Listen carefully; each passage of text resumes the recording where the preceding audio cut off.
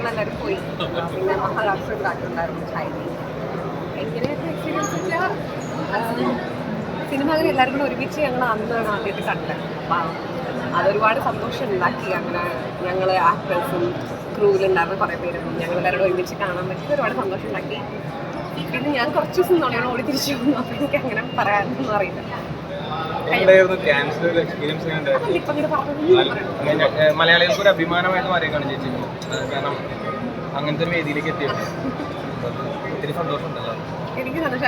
അങ്ങനെ ഞാൻ വിചാരിക്കുന്നത് നമ്മളങ്ങനെ ഒരു സ്ഥലത്തേക്ക് പോകുമ്പോൾ മാത്രം അല്ലല്ലോ നമുക്കൊക്കെ അഭിമാനം നമ്മൾ ചെയ്യണ വർക്കിൽ ഉണ്ടാവണം. അപ്പോൾ ആ രീതിയിൽ ഇപ്പോൾ ഇങ്ങനൊരു ഫെസ്റ്റിവലിന് പോയില്ലെങ്കിലും പായലിൻ്റെ സിനിമ നല്ലതാണെന്നുണ്ടെങ്കിൽ അതിലാണ് അഭിമാനിക്കേണ്ടതെന്നാണ് ഞാൻ വിശ്വസിക്കുന്നത്.